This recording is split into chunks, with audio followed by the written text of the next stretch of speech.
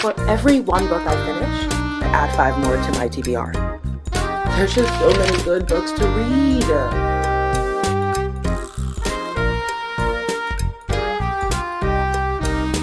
It is What We Read in Wednesday, and What We Read in is finally the 5th season Broken Earth series by N.K. Jemisin. I'm 104 pages into this lovely book, and I love it so far. Like, the name of the title of the person is Guardian, and she thinks that they're coming to save her, but essentially they're there to control her and teach her that her powers are better suited if we control them. When you read a book written by a person of your background, in this sense, like a black woman, and she's writing a story with black characters, I think it's easy for me to digest and understand, because I can reflect upon the things that's happening in my world.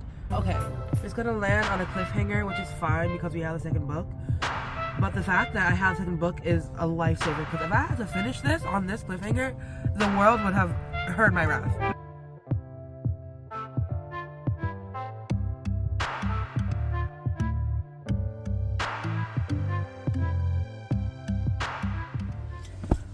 So I finished the first few chapters of the book. Sorry, I'm gonna go run. But I finished the first few chapters of the book. I feel like I can't say much without spoiling the book, but the way the plot has swerved, the way the plot has continued in the second book has given me so many more questions as to where the fuck we're going. But it's so interesting how people who you thought were dead are alive, but they lost their memory. I'm gonna leave it at that. Now I'm gonna spoil it. Okay, here's the thing. So in the first book, there's Guardians. Guardians protect, I don't know if I said it else, but Guardians protect humans against Origin and Origins against humans, but they're still actually pretty evil, because if an Origin steps out of place, they'll kill them. Like, they're not much better than humans who want to kill Origins, but they're a little bit better, unless you fuck up. So our main character, Damya, she had a guardian named Shafa, however you want to say it. And I thought they passed away. They did not pass away. They survived the last event in the first book, but they lost their memory. But they lost their memory to a point where they still remember guardian-ish stuff, and that the fact they have powers, and they remember their duty, which is to guard Origins against humans and humans against Origins. But there's a twist now, because in Shafa's survival, some evil voice came in and infiltrated their cesspine, which is what Origins use to cess the ground. And so he has all that going for him. And where they used to stay, called the Fulcrum, where they would bring Origins to learn and craft and learn their skill a little bit better in order to use them out in the world. In the Fulcrum, there's this one place that apparently if you go into, you may get your cesspine may get taken over by an evil voice. Well, in Shafa's survival, the evil voice came to him, came into his head, or came into his body, I don't know, and helped him survive the last event of the first book. But because of that, he's now a little bit evil, but also he still has the same duty of protecting the Origin kids, but it's with a twist now. So we're at the point where the evil voice has infiltrated him and is telling him to do this, and this with the kids. Collect them, train them, and use them to destroy the world, basically. So I'm excited to see where that goes. And you're going to be along for the ride. I'm just going to talk about the book. If you don't want spoilers, you should just skedaddle. I'm going to go skedaddle, and I'm going to go run, and then we're going to read more later. Hi, it's a brand new day. I have brand new hair, and actually, y'all, it's a brand new month. Listen, I thought when I first started this video, that was one. Wait, where's my book? Oh, it's under here.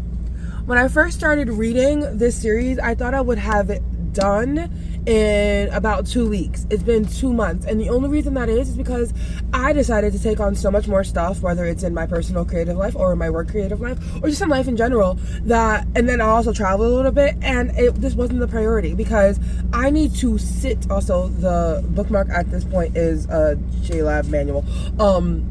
Because I need to sit with this book for a long, it's 500 pages. No, this one is 400 pages. This is a long series with a lot of information to take in. That's fair. That is fine. I'm used to 300 pages and the story is quick and whatever, not as much world building. This is building. This is building, and sometimes I need to stop and think about things that were said in here and kind of connect them to the last book. And so it's been taking a long time. I've been doing a lot and this hasn't been a priority, but I've always been thinking about the story. It's been in the back of my head just so I can make sure that I'm not losing the important parts of the story when I'm not reading it. And so I don't have to do a recap before I continue with it. I stopped at 124 weeks ago. I am not reading it along with a parent at my job, but a parent is also reading the series, and they just finished this book. Well, they finished it a week ago, and they've been asking me if I finished it. I was like, don't ask me something like that anymore. I will tell you when I finish it. I feel so bad because I started it before them. I got ahead of them, and then they started and they finished it, and I'm like, I'm behind. I want to finish it, one, to not have that anxiety of the question of did you finish it, but I also want to finish it because I want to let them know how I felt about the second book. The third book, you're going to laugh about this. The third book I currently have. It is an overdue library book. The parent is in the same library system as I am. And that means I'm holding a book from them to be I'm holding the third book from them. I'm holding the third book from them because I'm holding it for me. When I finish this, I'm going to return this book and the third book, and then I'm going to read the third book at a later date. So it's just funny how, you just live longer to become the villain you abhor, because who am I with late library books, and who am I to keep a book from another person? Anyway, it's currently 8 o'clock. I am going to go get some coffee somewhere and then make sure I have my lunch for later. And hello? Oh, it's stickers. I forgot I bought stickers. The bookmarker's also stickers. I have to make sure I don't return the stickers to the library. We're going to get some coffee. We're going to settle down in a park. Probably settle down in a park in our van because it is still cold springish mornings, and although the sun is out, the wind is out too. So I don't know what'll win with the temperature, but either way, we're going to get some coffee. We're going to settle in with this book, and we're going to read until work starts in 3 hours. Since living in the van, I've become notorious for stealing a lot of people's stuff. And by stuff, I just mean stores. Calm down. Everyone chill. I've gotten away with a lot of ketchup. Oh, I've lost one. And I know that these utensils or plastic things are free, but when I don't feel like washing anything, washing a utensil, these come in handy. Anyway, we're going to read now.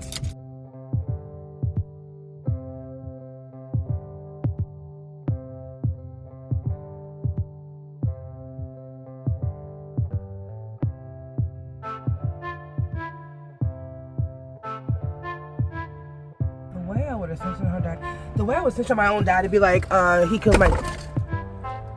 Well, we're continuing after a brief cleanup.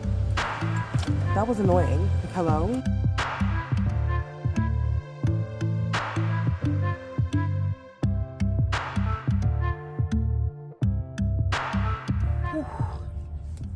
We're crooked. Okay, look you. Oh, it's a sunset. So exciting. Hi.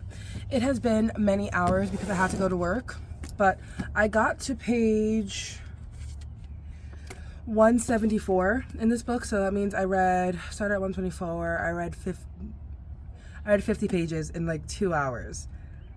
That's weak sauce. But again, my brain wanders at every almost every turn and every word in this book or sentence in this book. I'm connecting it to something else in the previous book, and so my brain is consistently recalibrating with the information that I've been given, all the storylines, to make sure that I know what's happening, and so nothing surprises me.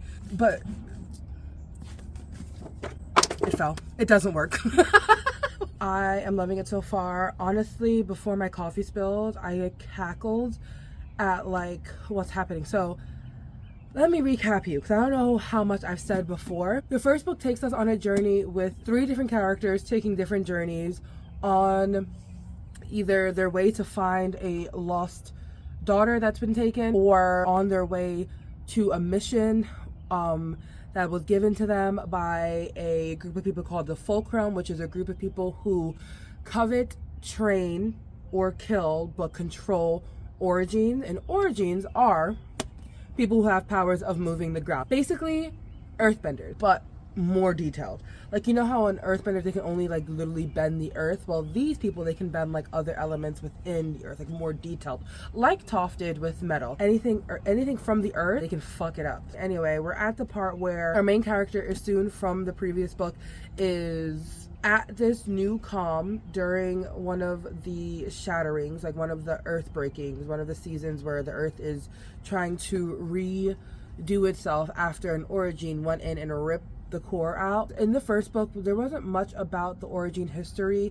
All we know is that humans, called stills, without origin powers, feel or fear origins, and origins either are killed by stills or they're coveted by the Fulcrum and Guardians, who are origins who don't have necessarily the power to wield the earth, but they have somewhat next to that kind of power. So they also watch over origin children and train them and so forth and so forth. We're currently at the part where Isun is learning what exactly the history of origin is, why the shatterings and why the earth started breaking from origin power, and who literally is the evil person in this war between Stills, Mother Earth, and Origin. And the discoveries that she's discovering and being told by her mentor, lover, and like probably enemy Alabaster is literally earth-shattering. Like, before I spilled my coffee, I was just like, what the fuck is happening? There's just so much happening in here, and it's just a lot to like take in. And so I'm consistently recalibrating my thought and my idea of what's going to happen with the new information that I'm getting. And oh my god, MK Jemisin has a great writing style where she can just, in my opinion, great writing style. This is only the second kind of like fantasy kind of book that I'm reading, so not much in the experience of writers, but what I've been seeing and or what I've been reading while reading this series is that NK Jemisin has a way of letting you know what happened without actually letting you know what happened, and then has a great grasp on her own story where she will make a point, we'll read, forget about the point, and then she brings us back to the point. Like, for example, Isun finds this calm that has Stills and Origin living, not in harmony, but they're living together. One of the questions in the book, in the first book, was, can I leave? And it wasn't answered. It really wasn't answered. NK Jemisin wrote in descriptions of facial expressions of the person that Isun asked, who is the leader of the calm, which is Yika, I think her name is. She wrote in the facial expressions of Yika. So the reader has to gauge, okay, with this facial expression, does that mean yes or no? Does that mean she's here forever? Da-da-da-da-da-da. The question was answered in the second book, where Isun realized that you only are taken to the calm that's underground if Yika decides that you're useful. Meaning, you pretty much can't leave if Yika finds you useful, even if you want to. But couldn't even gauge from the expression or the description if that's a yes or a no. So in my head, I'm thinking, oh, she can definitely leave. Book number 2, I can't leave because it turns out I'm really been kidnapped. I was like, oh, I don't know if I explained it in the way that makes sense, but the way she writes is kind of like, wait and see. Oh, you forgot about this one point that I made? Here, I'm bringing you back to it so you can understand what's happening or what has happened. And when she does that, when she makes a point and she clarifies it a little bit later, it kind of adds so much more to the picture than if she just answered that question right off the bat. Like if we got the answer to her staying in the calm and not being able to leave when she asked Yika in the first place, we wouldn't have seen the development of Isun's place in the calm, and we wouldn't have seen the development of her, and we wouldn't have been able to read how essentially the calm works. With a simple yes to an answer, it would have deprived us of actually going on the journey, figuring out what actually is happening. I literally said all that, and I don't know if it makes sense. If it makes sense, let me know. If it doesn't make sense, but the way she writes, I like that. I like that because it gives it gives more depth to the story, and it allows you to guess for yourself. And then she confirms it later in the book, which is nice, because then you can either confirm, oh, I was wrong, oh, I was right, oh, I'm really excited that I got to this point and I was like right, or I'm really happy that I read this detail and now I can better think about what's happening in the story. I like her writing. I like her writing. Again, it makes me read slower because my brain is recalibrating to the new information, but I don't think that's a bad thing. It just holds me off as like a reader. Like it holds me off, meaning it slows me down as a reader with my TBR because it takes a lot out of me to read. But so far so good. Again, we're at the part where we're getting most of the history from Alabaster and what he learned while he was away from Issoon, or taken away from Issoon, and during the time Issoon was pretending to be a still. This whole, just a reminder, this whole story started because as soon as origins are hated, she had to pretend to be a still.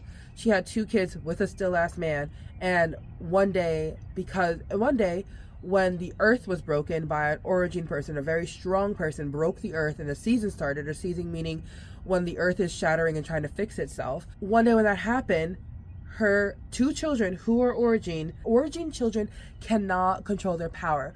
So when this happened, the shattering happened, her little boy cessed the breaking and stilled the shakes, which made her husband, his dad, find out that he's origin, and his dad, her husband, beat him to death and then took their daughter on this journey somewhere else. I thought that wasn't going to be the case and that he died at the hands, her son died at the hands of someone else, but it didn't. But anyway, while all that was happening, her old mentor, lover, and so forth was at this place learning all this history about their people, and the realization and what we're learning as readers and what Issoon is learning is literally, and no pun intended, earth-shattering. I can't see the villain being the villain that we're discovering the villain to be, and I'm excited to see who the true villain is. I'm not sure if what I said made sense in describing this book, and I know editing all of this is going to be a bitch. So hopefully at the end of this clip, when I start reading again, we all understand what's happening.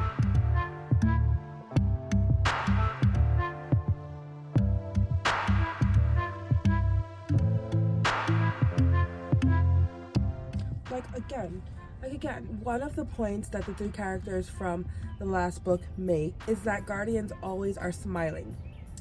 And every single time that one meets a guardian or has an interaction with a guardian, it's always noted to the person looking at the guardian that no matter what they do, they come back to a smile. No matter what a guardian does, they come back to a smile. And I'm like, okay, why are they smiling? I have no idea. They're just creepy people who don't care about the pain that they cause, right? Now, book 2, 176 pages in, they're saying they're giving us the background of this one guardian and how he became a guardian and what happened to him in his childhood.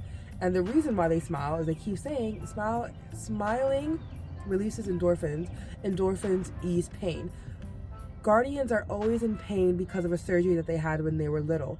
Guardians are origins who don't have their full power, the full capacity, and so they're made to be guardians, and they get this implant in their thespian, which is like behind their neck, and it's painful all the time to have that implant in your neck. And so he keeps saying, and so we smile. The smiling, you see, endorphins ease pain. So literally confused as fuck about why these deranged guardians are always smiling even when they're putting someone through pain is because they're also in pain while they're doing it. And that's crazy to me. But you see, but if N.K. Jemisin would have just been like the first time talking about why a guardian is smiling, how creepy it is, and then went on the next sentence to explain, oh, it's because of an implant that they had when they were little, it wouldn't have made for any sort of, like her writing how they bring it up every single time, and all these different events where different emotions are being pulled out of everyone, but guardians are just still and smiling. It makes for a complete story and another realization of, oh, that's why they were smiling at this point, that's why they were smiling at this point. They were in pain doing this one thing because of something that happened to them when they were little. We're getting a full story of how guardians became to be guardians, how this specific guardian became to be a guardian, their backstory, but also it adds so much more, and so much more color to the story that we're already reading now. Like, that is so cool.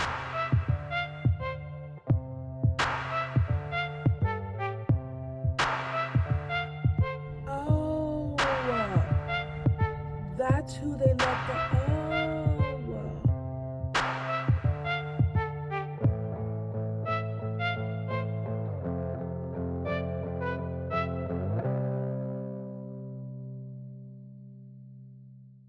Yeah, sorry, I'm using the mobile app to pick up an order. My code is YC73. Morning.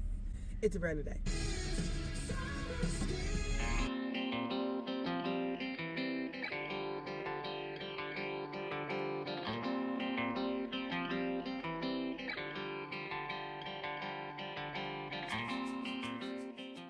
The two words that are used a lot are love and hate. Like when someone's teaching, when someone is teaching another person in like the ways of origin. So an origin is teaching another origin how to use their power and control their power. It's done in a way that is categorized as brutal, intense. The person training the other person says, I know this person is going to hate me for the way I'm treating them, but they have to learn for their own safety. Or it says, I know, or the person that's being trained is like, I hate this person. I hate them, right? Or some people would say, I love this person. And it could be like love during a time where they're being mean, or love during a time that they've just showed a little bit of kindness. And it's crazy to me because I always think of hate and love in very, very intense terms. And when it's used like, oh, I hate you for treating me this way, I love you for just like, being next to me, like what I believe to be simple ways, but she's using the word and so like intensely, and it's always taking me aback, and I have no idea why. This has nothing to do with the book and everything to do with me. Actually, that's a lie. I think it all has to do with each other, but it's just like that's the environment people live in. People hate origin. They love stills. They love the fulcrum because they protect them from origin. They hate people with power. It's just like there's no tiptoeing around the intense emotion people have towards stills or origins. And I think I'm sensing that energy when Miss Jemisin is like talking to us about love and hate. Like it's so intense, but it's pretty much the energy of the book. But every time I hear, oh, I hate this person, I know they hate me now. It's like usually people use like dislike, or don't really know how they feel, or they don't all the way hate them, but it's just love, hate, love, hate. And those two emotions are present in every single person with one person. Like they can love and hate this person for this and that. Or they can love and hate this person separately for this and that. And I hope I'm explaining it right, but it's just, I've never seen those words used so intensely and so quickly in situations where like we should be slowly moving into emotion, but there's no room for that. It's just every time somebody says, oh, I know they hate me now, I'm like, they don't hate you. They probably just like have subtle feelings of dislike. But no, it's hate. Or they don't really love you. They can't like love you. There's probably just subtle feelings of like admiration. No, it's love. It's intense. It's intense. It's a brand new day. We're gonna read outside today. And hopefully finish thine book.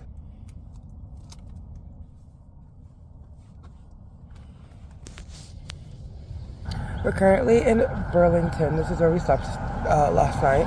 So pretty. We're by the water. So I wanted to take some time out today to try to finish this book because it's time. It's time. It's so good. It's like I'm like completely on the edge. There's always something.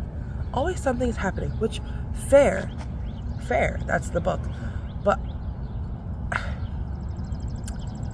I need to finish. I need to know how it ends. And we have about our 62% done, 258 pages in, and we have 140 pages left. Can we finish it by noon? I want to. Will we? Don't know, but we're gonna try. And we're gonna try outside with a beautiful view, so let's go over there. And it's not because I want to rush the book, it's simply because I have so many other books to read, and I've been on the series for way too long. Mind you, there's a whole other book. There's a whole other book. So I'm rushing for what? To get into another book. Yes. One theory is who the narrator is. I think the narrator is this character called Hoa, who is going to be a spoiler if you haven't read the first book. So Hoa is a stone eater who was said to be narrating the first book and is now narrating the second book, because in the interlude of part 1 to part 2 of the second book, he was just like, I'm Hoa, here's what I'm doing, here's what I did, and here's what I'm going to do, starting in advance. Like, hello? It's been around for thousands and thousands and thousands and thousands and thousands of years. Hoa, a little thing that looked like a little child, but is an ancient stone eater. Where I'm at in the book right now is ridiculous, and he's being more like he's in it. He's back in the scene now where he took some time away before the interlude of the book where he was saying all this stuff, and I'm just like, this is crazy. This is crazy. So I'm really excited to get into that. So I tell myself that I'll read until noon today. It's currently going on 8 o'clock, like 2 minutes to 8. So we have 4 hours to read 140 pages. I think I can do that if I just focus and not talk.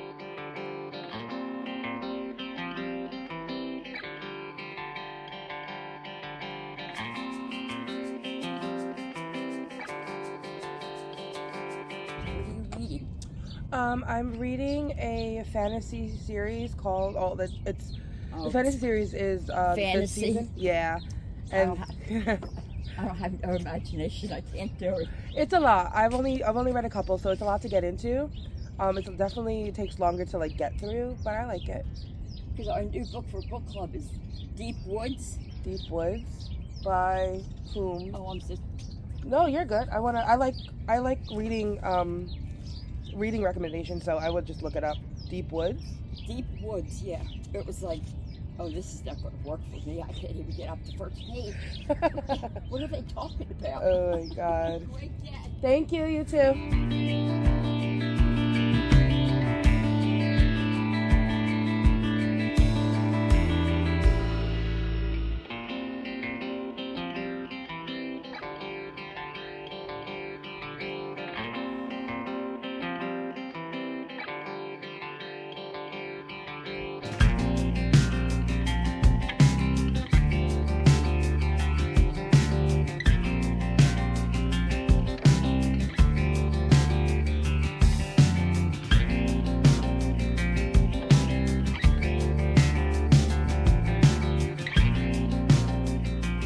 So, it's been a few hours.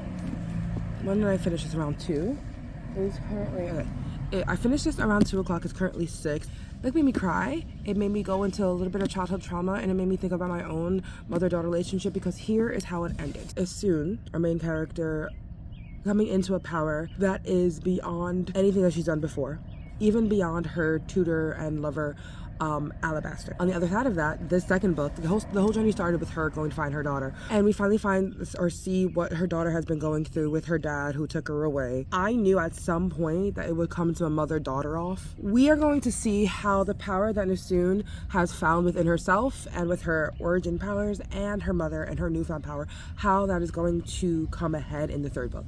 Because it's going to be coming ahead in the third book. And because I'm so fresh with everything in my head right now with this one, and like literally everything that came to a head, I want to start the third book, so I'll be starting it in a new video. But anyway, I'm ready to start the third book. There's always something that I learn in each book. We know this. I said this before. If you're new, hi. We always learn a life lesson in a book, because you can learn so much more from fictional books than from non-fictional books or self-help books. When somebody can tell a story that's just so detailed and so people-based and emotional, you can't help but relate it to yourself. I mean, that's what we do in self-help books, right? This is just like kind of like the imagination part, more imagination than just saying, hey, you had a shitty childhood, but here's a whole story about your origin powers and your shitty childhood. N.K. Jemisin is a Black author, and so I can't help but put my own Black experience into the story. And the mother-daughter relationship in the story isn't different from any other mother-daughter relationship because of color. But the mother-daughter relationship in the book anyone can relate to it. But the way I relate to it is basically this. Esun saw the evils in the world as she grew up being an origin child. She had different lives that taught her different things on how to be in this world, and she ended up having kids and had to hide the fact that she was origin and her kids were origin. And so she had to teach them the horrors that she experienced simply through training them on how to control their powers and helping them when they couldn't control, like keeping them in control. She didn't do it in the most loving way. She didn't have time to do it in the most loving way. She had her kids when she was about late 30s, and before then she had a life of horrors and abuse and trying to figure out her own identity as an origin, where everyone hates her and only sees her as useful if she is controllable or if she's helpful, right? In some sort of way. Imagine having to go from that, when people knew who you were, to going to pretending you're not that and having kids and trying to teach them what you learned in 30 years of life just in their short period of time when they're young and they're innocent, and you have to tell them these hard things right off the bat, that the world is going to hate you simply because of how you were born. Is that not like the Black experience? And so as we are learning Nesun's story, we are seeing how her mother's behavior towards her, with all that I just said, impacted her before, like when she was younger and as she gets a little bit older. So we're seeing how she's impacted by her mom's lessons that she had to learn at a very early age. At the same time, Nesun is part of Esun, so she's basically a mom junior. She has all the power that Esun has, which is a lot. She is a powerful ass origin. And her daughter coming to realizations during the broken earth about who she is, who her dad is, how her dad hurt her brother, killed her brother, and could kill her too, and thinks of her as evil and hates her only if she can take the origin out of her. He would love her and stuff like that. So Nesun is 10, I believe.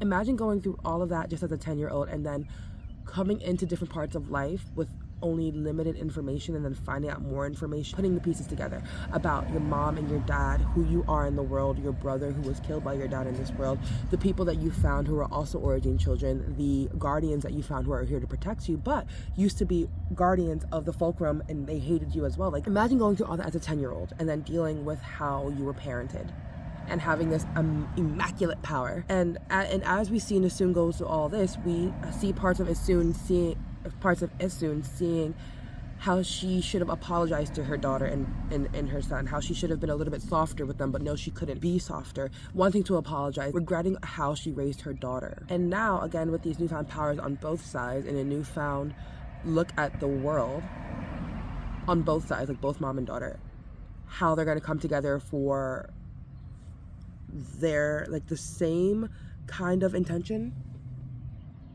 I forgot I ordered food. I have to go walk to get food. Anyway, they have the same kind of mission, but their perspective is different. The look on life is different. Their powers aren't necessarily the same because Nesun came into it as a very fresh 10-year-old with everything she's going through. Esun came into it as a 40-year-old. So but isn't that all kind of and if you relate to this, tell me. And if you don't want to tell me, it's fine. But if you relate to this, cool. Doesn't that relate to the Black experience of having to learn early on in your life that you're hated simply because of the way you were born, and trying to justify how your parents are teaching you these lessons, in addition to it aligning with your experience of what they taught you?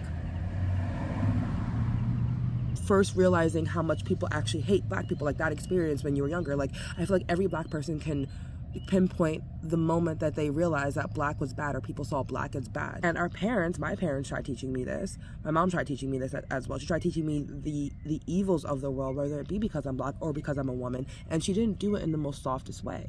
And so now, with that teaching, with my experience, and then how I've identified myself as a person at my age of 30, I am learning a lot, and I'm learning a lot and seeing a lot, and then wanting to react differently. And my mom is kind of dealing with the impact of her teachings and all of that too.